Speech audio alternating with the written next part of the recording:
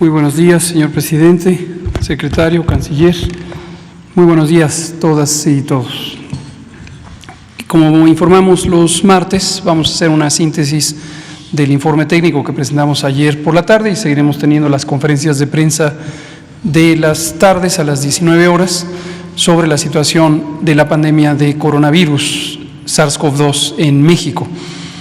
Lo que vamos a mostrar, si me pasan la siguiente, primero recordar que tenemos 142 días de este proceso de nueva normalidad y para aquellas personas que no conocen en qué consiste la nueva normalidad o que la identifican, pero hay que recordarla, esta nueva normalidad es el proceso de desconfinamiento que inició desde el 1 de junio.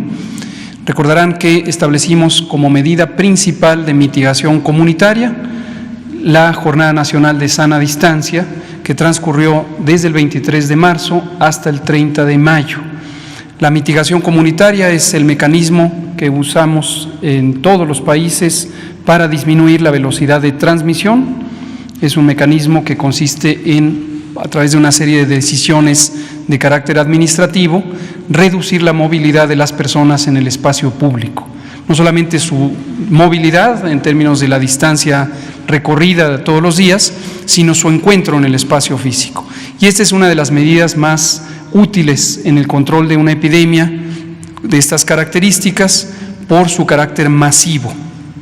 El establecimiento de estas medidas de mitigación de la transmisión no implica no tener otras medidas. Tenemos otras medidas que hemos detallado repetidamente, una de uso local que tiene importancia, pero también sus limitaciones, es la contención centrada en personas. La contención consiste en identificar a los casos de enfermedad y estudiar a sus contactos a través de una entrevista médico-epidemiológica a cada persona que se identifica con enfermedad localmente por medio del personal que está a cargo de los estados, de las autoridades estatales de salud.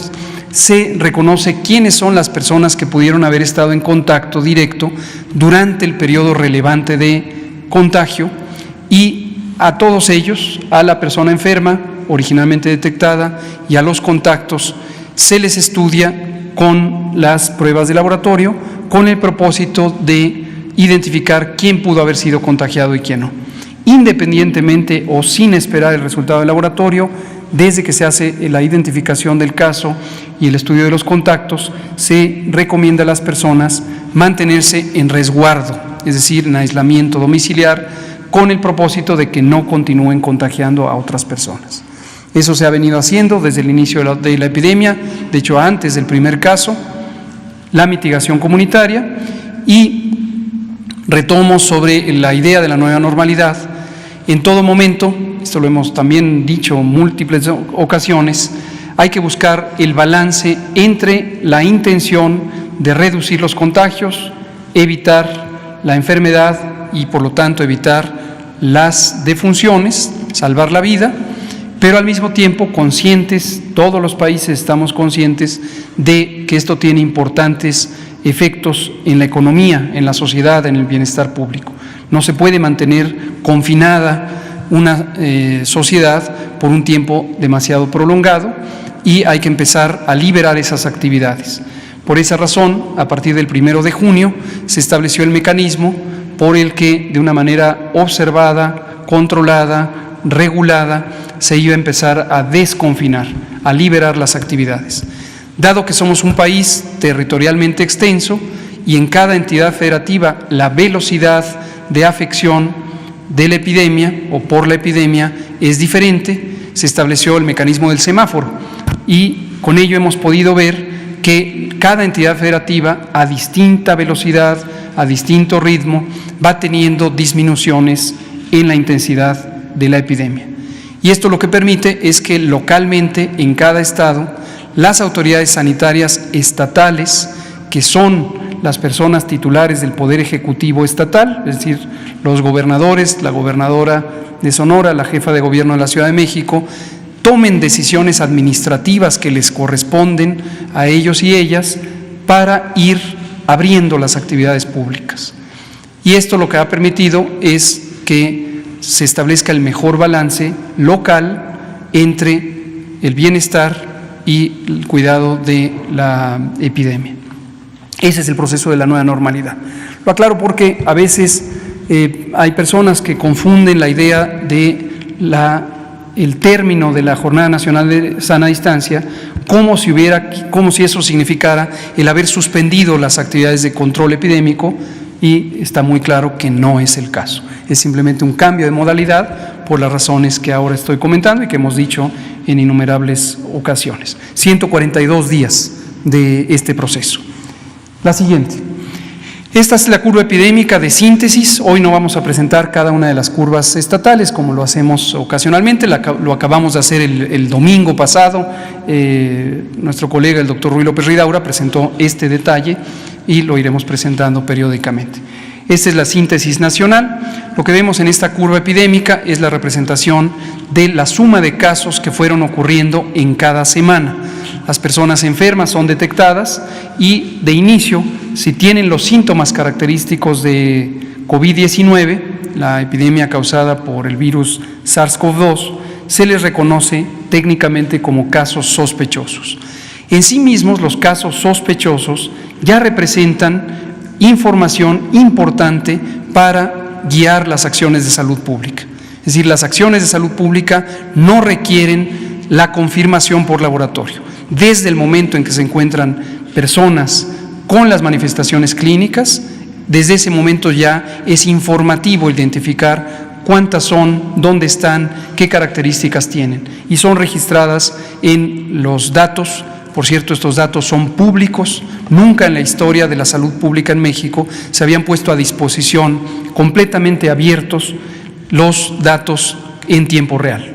Obviamente, sin vulnerar la confidencialidad de las personas, no se ponen nombres ni ninguna clase de identificadores, pero todo el resto es íntegra la base de datos de trabajo que utilizamos en el gobierno. Entonces se registran las personas, se les toman muestras para el diagnóstico por laboratorio de acuerdo a los lineamientos de vigilancia epidemiológica, que también son públicos, y un porcentaje de ellas y ellos resultan positivos al virus SARS-CoV-2. ¿Cuál es ese porcentaje? En este momento 40%, llegamos a un punto máximo de 59% en la última semana del mes de julio, la semana 29 del año. Y esto lo podemos ver en la línea naranja que se ve en la gráfica, que llegó a un punto máximo justo en la semana 29 y posteriormente empezó a descender.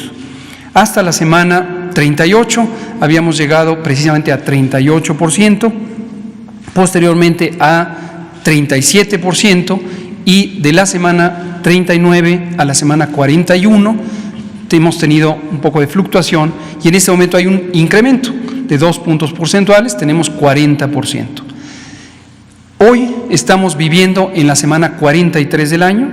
La información, recuérdenlo, siempre se termina en la semana 41, en este caso, es decir, 2 semanas atrás. ¿Cuál es la razón? Es un periodo de inestabilidad de los datos están fluyendo. Recuerden que los datos se generan en cada una de las unidades de salud, de atención de la salud, del Sistema Nacional de Salud, son más de 26,000, y estos datos se van integrando a nivel local, en el Estado y finalmente en la Federación. El otro elemento que vemos aquí en la gráfica es la diferencia entre los casos confirmados, que están en la zona de color ocre, la parte baja de la diapositiva, y el segmento de arriba son los que resultaron negativos. Por supuesto, también en términos de atención médica, cada una de las personas, independientemente del resultado de la prueba específica de COVID, se le da la atención médica que le corresponde. Afortunadamente, la mayoría de las infecciones respiratorias agudas no son graves, y esto quiere decir que en la mayoría, más del 80%, las personas tienen una enfermedad que se limita. Pero ciertamente, como ocurre con COVID, como ocurre con influenza, como ocurre con otros múltiples virus respiratorios, en personas que tienen disminuida la capacidad del sistema inmune, que tienen enfermedades crónicas como diabetes, hipertensión, enfermedad cardiovascular, enfermedad pulmonar crónica, cáncer, que usan quimioterapia, que viven con VIH y tienen un avanzado deterioro del estado del sistema inmune, pueden tener un riesgo mayor de complicarse. Y este porcentaje de personas, en general es cerca del 15%, pueden requerir un tratamiento más avanzado y cerca del 5%, incluso terapia intensiva, ventilación mecánica, etcétera, con un elevadísimo riesgo de mortalidad. Y lo otro que vemos aquí es la suma de todos los casos, son 2.187.000 que han tenido la identificación, a quienes se les han hecho pruebas de laboratorio y han resultado en lo que se muestra en la gráfica. El resto de los números está en el pie de la figura. Desafortunadamente se acumulan 86.338 defunciones confirmadas, más otras que veremos en la siguiente gráfica que no tienen una confirmación por laboratorio, pero de nueva cuenta son incorporadas como parte de la vigilancia epidemiológica. La siguiente, por favor. Aquí vemos las curvas epidémicas. Lo importante aquí es que son casos estimados. Nos anticipamos, independientemente de tener ya el resultado del laboratorio. En promedio, el resultado del laboratorio puede tardar 7, 8 días en promedio, pero tenemos también en los casos leves, podemos tener anticipadamente el resultado. Y lo que vemos ahí es, se han incorporado un porcentaje de los casos que todavía no está el resultado del laboratorio, pero sabemos cuál es ese porcentaje y lo multiplicamos por el número de personas enfermas. Esto incrementa las cifras que son los casos estimados y aquí se pueden ver. Lo relevante es ver la tendencia de la curva. La curva epidémica es una gráfica de la frecuencia con que ocurre un fenómeno, en este caso los casos, y se ve que fue aumentando. Empezó en la semana 10 del año, que es la primera semana de marzo, llegó a un punto máximo en la semana 29, que es la última semana de julio, y posteriormente empezó a descender. Está claro que no desciende de manera monotónica, como le llamamos técnicamente, es decir, de manera continua, siempre para abajo. Es como si fuera una escalera, de repente se estanca la disminución, y esto ocurrió en las 3 ocasiones que se ven en la gráfica. Y en la semana más reciente de la información, que empezó el domingo, la semana 41 del registro, no hay cambio. En este momento empezamos con un cambio mínimo de menos 1% y en este momento del domingo al lunes ya no hubo cambio. Esto es importante por lo primero que queremos destacar y que hemos dicho. Estos son elementos que sugieren que la velocidad de reducción de la epidemia se está perdiendo y puede ser consistente con lo que hemos venido anunciando desde mayo, que es la posibilidad de que conjuntamente con la temporada de influenza tengamos un cambio en la intensidad epidémica de COVID-19. Haremos énfasis, lo hemos dicho, para aquellas entidades federativas, ya mencionaba el doctor Alcocer, son 8, en que cambió la trayectoria de la epidemia, empezó a subir en vez de bajar, que extremen las medidas de seguridad sanitaria. Estaremos actualizando el semáforo COVID y, como está escrito, documentado, acordado, establecido en el lineamiento técnico, si en un momento dado, antes de llegar a la quincena en la que se actualiza públicamente el semáforo, identificamos un cambio, inmediatamente se comunicará a las entidades federativas para que extremen las precauciones. Y lo que vemos es que 4% de los casos, que son un poco más de 40.000, son la epidemia activa. Eso también lo hemos mencionado múltiples veces. Aunque sumamos toda esta cantidad de casos, se estima que son casi 1.989.000, solamente 4%, 40.000, permanecen como casos activos, permanecen como personas con posibilidad de contagiar a otros. Todos los demás ya no pueden contagiar porque ya no son casos. Afortunadamente la mayoría se recuperaron, son estos 623.000, y muy desafortunadamente los 83.000 fallecieron, pero ya no hay casos activos. Es una epidemia de una enfermedad aguda, no de una enfermedad crónica. Esto es muy diferente a las enfermedades crónicas. Quien tiene diabetes no deja de tener diabetes, quien tiene hipertensión no deja de tener hipertensión, porque son enfermedades crónicas de larga duración. Contar cada una de las personas que tiene de diabetes, por ejemplo, para hacer la estadística nacional de diabetes, tiene sentido porque nadie deja de tener diabetes. Puede tener mejor control de su diabetes, puede tener un buen control metabólico, controlar la glucosa en la sangre, pero no deja de tener la enfermedad. En cambio, quien tiene COVID deja en promedio en 14 días de tener la enfermedad. Es importante tenerlo en mente. La siguiente y penúltima, o última más bien, es la estadística de mortalidad. Como ven, en días previos teníamos la línea de mortalidad incorporada en la misma gráfica de los casos estimados, pero como la escala, es decir, la cantidad de los números en el eje de la gráfica corresponde a los casos y son muchos, no se apreciaba con claridad la trayectoria, el cambio en el tiempo. Ahora la presentamos por separado, es la misma información y aquí está con ustedes. Quiero destacar cómo en la semana 10, que es cuando empezó la epidemia, ahí no teníamos afortunadamente ninguna defunción, apenas el primer caso, fue aumentando y llegó a un máximo de 5.282 defunciones por semana. Por favor no confundan el tiempo, por semana, 5.282 por semana.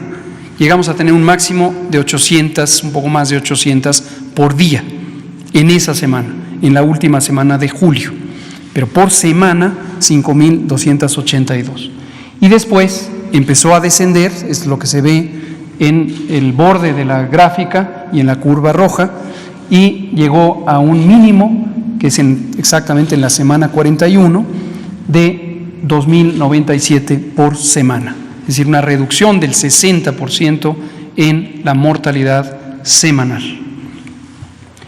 Y aquí quiero mostrarles lo que se ve en la zona azul de la gráfica, son estos registros de las 86.338 muy lamentables, siempre muy lamentables defunciones que han sido confirmadas por laboratorio.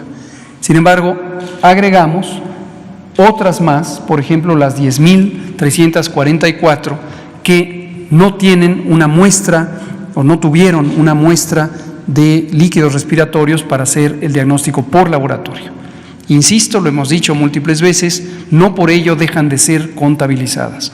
¿Por qué razón? Porque nos permiten también hacer inferencias útiles en su momento, cuando ocurrieron en esas semanas, sobre lo que estaba ocurriendo, sobre la intensidad del fenómeno, tanto a nivel general en todo el país como a nivel local en cada una de las entidades federativas, incluso a nivel municipal.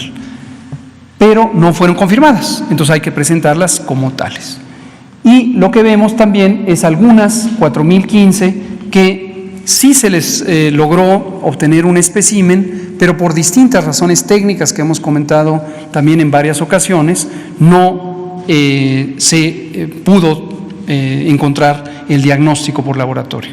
Una de las razones más frecuentes es que la carga de virus es tan pequeña que no se reporta, no se registra con la técnica de PCR.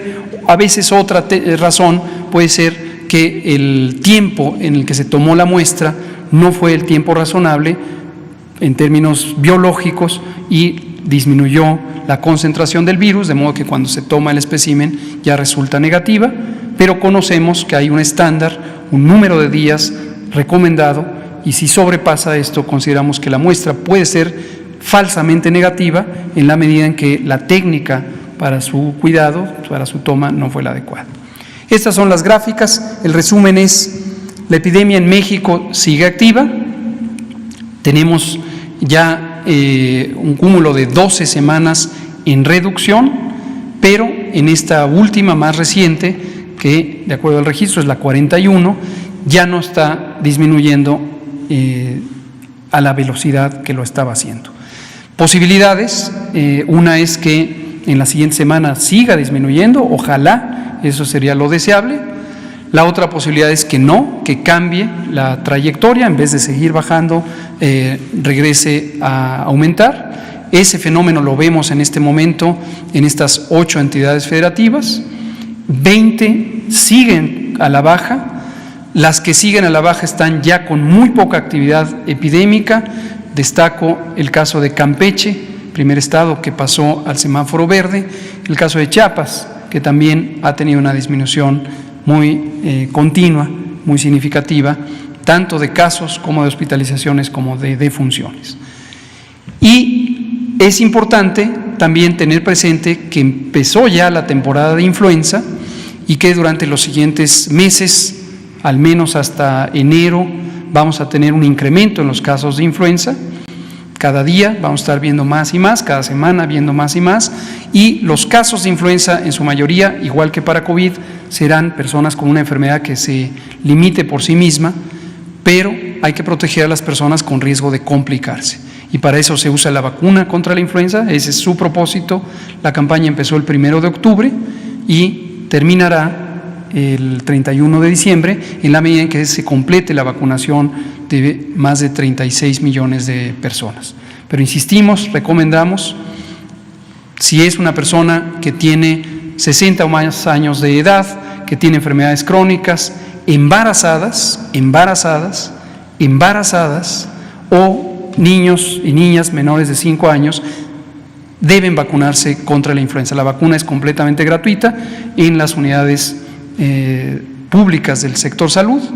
En el sector privado estará disponible cuando la vacuna muy probablemente ya la haya traído las empresas farmacéuticas que la venden al sector privado, pero eso no es responsabilidad directa del gobierno. Esto es todo, presidente.